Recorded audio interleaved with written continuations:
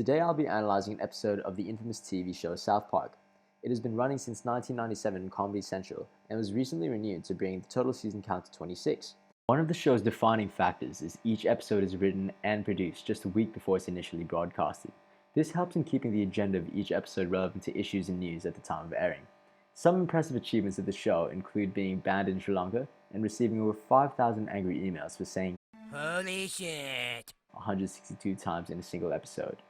Pure class.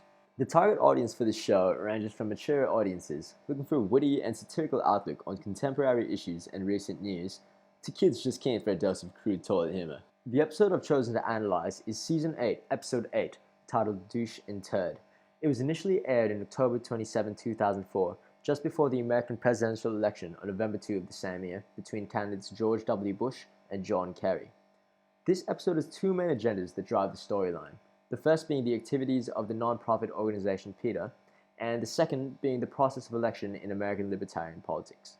Firstly, let's tackle how South Park conveys the organization PETA, otherwise known as People for Ethical Treatment of Animals, in this episode. PETA is the largest animal rights organization, at least according to their website, wherein they claim to have over 6.5 million members and supporters. While most people can agree that animal cruelty is probably not a good thing, PETA is also widely known to the public as being self-righteous, annoying protesters. South Park clearly doesn't hold back in representing this statement, wherein PETA members barge into an innocent middle school pep rally, beat up the mascot, who is ironically dressed as a cow, and splatter cow blood on the students. They also show cow slaughtering videos to the children.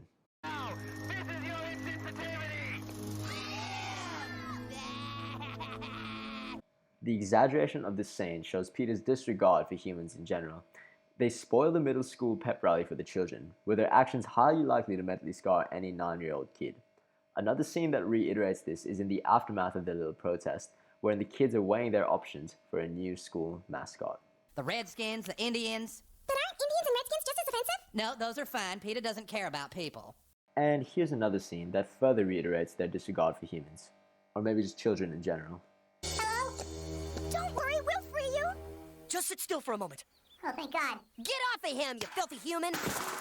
If it's any consolation, the care that PETA has for animals is not at all downplayed by the show. In fact, they even take it to the next level. But our love knows no boundaries. Lastly, the show marks the efforts and effectiveness of PETA. In a pretty sudden turn of events, P. Diddy rocks up to the PETA home base and starts to murder everyone. Out of the goodness of their hearts, the member attempts to protect the animals, none of which die by the way, and the benefactors of their heroic acts repay them like this, and this. So, to close off the analysis of South Park's portrayal of PETA, the organization is showcased to be a bunch of self-righteous ego-terrorists who have little to no regard for humans, with their one saving grace being a genuine and very intimate love for animals. This love is of course not reciprocated, making them look like rebels without a cause. This all adds up to become a very successful mockery of PETA as a whole.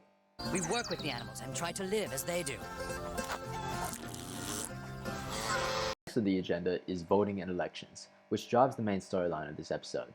In accordance with the usual South Park conventions, the writers take the piss out of it. The dilemma of the story is that Stan doesn't recognize the merit in voting, specifically because the candidates are a giant douche and a turd sandwich. Stan's main problem with the election at hand is that the parties aren't actually concerned about democracy, they really just want their side to win. Butters, which is funnier, a stupid not funny giant douche or a super funny turd sandwich? Turd sandwich! The parties, led by Kyle and Cartman, resort to either cheap tricks or just being plain annoying. Cartman parades Butter around in a skimpy outfit as a means to attract stray voters. Kyle, on the other hand, just stands outside the school doors and harasses people as they pass by. Does this sound familiar? The show also displays Stan's parents arguing about who is the better candidate. While it mainly acts as comedic relief due to the premise of two adults arguing over a school mascot, the points they use for argument are the usual culprits that turn a constructive argument into an irrelevant insult fest. Stanley, do you know how many people died so you could have the right to vote? You don't understand the issue, Sharon! Are you calling me ignorant? If you think the school mascot should be a turd sandwich, you're not exactly Einstein. I am sick of you belittling my opinion, you son of a bitch! A small scene also shows the two candidates engaging in a presidential-style debate. Upon being asked a fairly serious question, Turd Sandwich replies with this. My opponent wouldn't even know the answer to that question. If you ask him the same question, he would not answer it. He would stand around and just babble on and on about nothing until finally he was saved by the buzzer. Your time is up, Turd.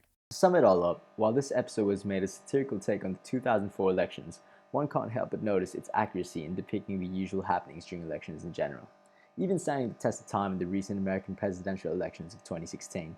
Thanks for listening, and I'll let Stan offer the takeaway for this analysis. I learned that I'd better get used to having to pick between a douche and a turd sandwich because it's usually the choice I'll have. He's going to vote!